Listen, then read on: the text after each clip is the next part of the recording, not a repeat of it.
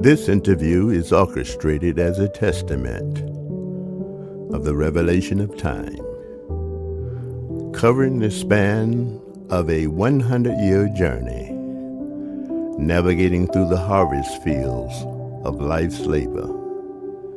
At times, the fields of life bloom with passion, leaving an aroma of the sweetness of nectar, indicative of the joys of life's success, contrary to the bitterness of a barren land that produces no fruit. At times, our lives are frequented with unproductivity, as a reminder of our justification for our successes and our failures, the good and the bad, the right and our wrongs, all coalescing as a battle of good or evil that dictates the decisions of our lives. Unless we are ambivalent, that is to say, halted between two opinions. In this interview, we will hear the testimony of one of God's consecrated and holy ordained servants, the formidable Emeritus Bishop of our souls, baptized in the waters of Jordan, proved in the fires of redemption, received the DNA of Christ by covenant consumption of his blood. Ladies and gentlemen, I present to you the Centenarian, the honorable and humble servant of God, Reverend James E. Wynn Sr. For 100 years now and still creating, counting the rewards of labor, while yet trapped in an earth suit of change, like a butterfly cocooning, struggling to emerge in the final stages of life's pursuit for God's promise of faith, a promise of new beginnings, of an everlasting life. For some have suggested, and it is written, 70 is God's promise of man's sufficiency for his earthly tenure. It is a compliment, a reward given for his labor. But to outpace the designated pages of the scrolls of time, at the closing of the book of labor, for the centenarian, life still continues in the future of borrowed time, to apprehend the wings of honor and glorification, back into the perfection of oneness of a life borrowed from time beginning. The cover of life, our earth suits, as Reverend Wynn always says, must fall away for the completion of life's destiny. It is a cover we all are housed within, a cover that darkens the human heart, restricting God's light, the true light, the light of Christ that's purposed to penetrate deep into the recesses of the soul of man. Our heart must not remain as it is. It must receive the light of Christ to experience the healing transformation that frees us through circumcision, purification, and consecration. In life's finality, there is but one question we all must consider. If a man dies, can he live again? Did our lives really matter? Did we make a difference for God's intentions? That can only be proven in a life already spent, finished. End of story. Or is it? The life of a believer is not lived on the peripheral of observation, but a shared life of faith, torched in the fires of trials, tribulations, and even persecution, to strip away the imperfection seated in our flesh and the marring of our soul by the sin of pride, so that we can present ourselves faultless in the time of God's calling, when He opens the book at the end of our labor. We all will be without excuse of knowing His protocol, holy and acceptable. The breath of life we breathe has an expiration date, just as a loaf of bread, best by date, stamped on every loaf. It expires and is removed from the shelves. Our breath is borrowed breath, God-given breath from the vault of time, given for the writing of our story. Line upon line, precept upon precept, from chapter to page, from page to book. Only we can tell our story. Now to God's faithful and the intended. These interviews of Reverend Wynn, accompanied by his beloved and faithful daughter, always by his side, Reverend Valerie Wynn.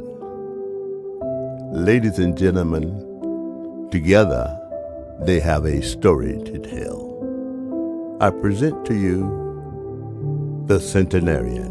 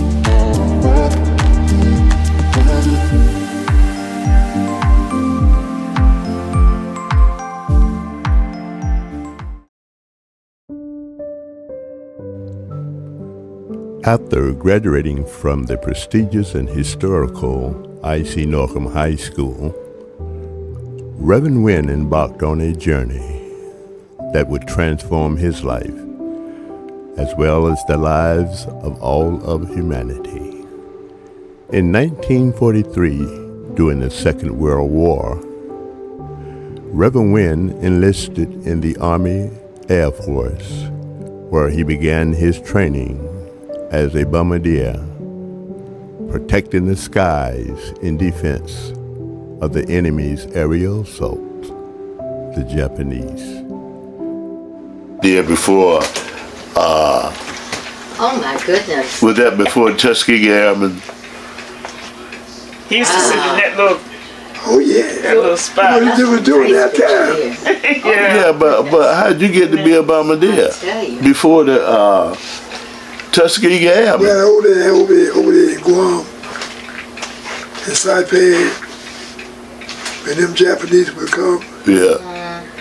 I got in it because I saw what those guys was doing when certain moments came. Have you ever heard about this black man that's in Pearl Harbor? No, yeah. This black Which one? man. The diver? No, He was I didn't know his he name. was on that ship. He was on the ship and watching the men do it. Watching the men shoot the gun. Oh. And taking their Yeah. airplanes there. Oh, yeah. They had a, what was it? Documentary? Yeah, a documentary on that. I saw that. And I can easily speak for them. If you watch it, live close enough, you can so easily do it. Oh, yeah. And when you have already been in two wars and on the battlefield, and men falling at your feet, and your job was to take their back dog tags off. Right. Take their dog tags off, because that's what they're going to put in that box. And they put on the box. Yep. Do not open. Yeah.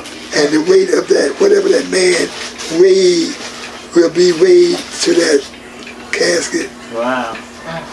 So if somebody want to check to see if that's the weight, and that was his weight, and whatever you weighed, if you weighed 156, put 156. But don't open it. Yeah. Stuff is in there that makes weight. Right. That's right. Right. So But I you think, said in the airplane, you used to be in this little pit. oh yeah. Yeah. So only little fellas could get in there. Yeah. The belly Them gun. bombardiers. Yeah. See, He was shooting that gun down there. with the B-17, Yeah. had a bowl here, bowl right on top of it, gunner, Yeah. the gunner at each side, a gunner at the tail, and that's it. Yeah. That's what he did.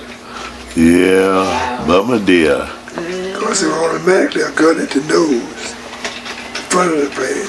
Yeah. Because if something that's coming after it, they can shoot it. And the way that B-17 was so built, it was hard to bring that thing down. Wow. Because she had guns on all the sides. Yeah. See, with me, I was at 6 o'clock. 6 o'clock. Right. So they would call you by your clock. 3 o'clock. 9 o'clock. And all them clocks, wherever that gun was. It would take him on a journey that would carry him to the distant foreign shores of the Pacific as a witness to mankind's perfection of humanity's worst fear and future destruction, the releasing of the atom bomb over the skies of Japan. It was Earth's greatest catastrophe since the Great Flood back in the days of Noah.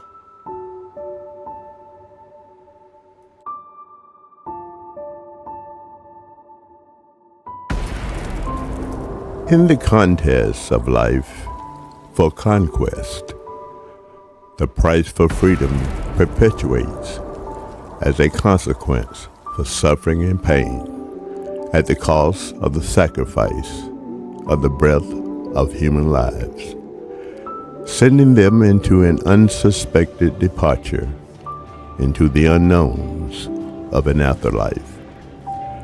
The intoxicating fire of the love of God must consume our hearts with a peace that overshadows and surpasses man and his sensibilities.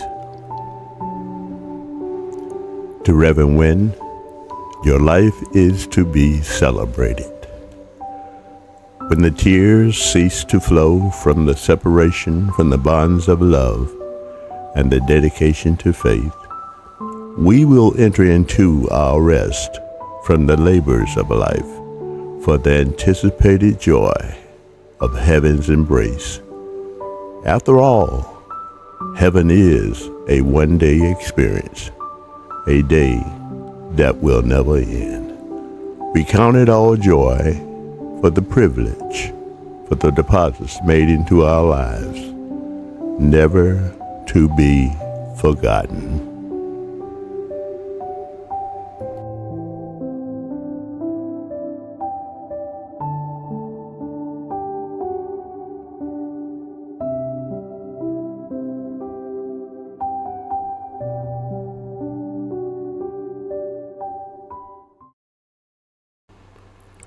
After conquering the skies above, Reverend Wynn entered into a new phase of life, the chapter beginning with sabbatical.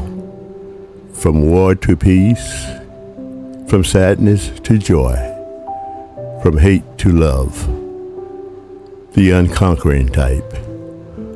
Ultimately, he embraced heaven's best, packaged with glamour, wisdom, class, and an enticing style that he could not resist. It was the style of a sophisticated lady, beaming with hope and desire, a desire that would last a lifetime, years and years in the making. Her name was Velma, a lady of beauty and smiles. Reverend Wynn will tell you that story from his own passion, a passion of love and togetherness that will always be remembered. For the community at large, family and friends, and to the Bishop of my soul, we continue to celebrate your life and devoted service for God's exceptional grace, for the preservation of your testimony that still echoes and reverberates throughout the kingdom of God. With respect and honor, your continual servant, Bishop Wingate.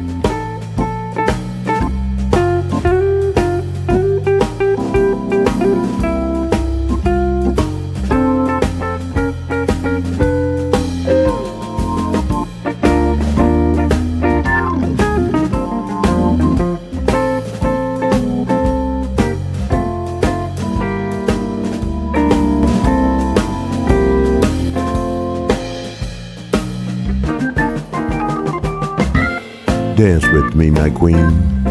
I hear the joy bells ringing. I know it deep in my heart. I feel so blessed when I think of you. And I ask Allah to bless all we do. You're my wife and my friend and my strength, and I pray we're together in Jannah. And now I found myself, I feel so strong. Yes, everything was changed.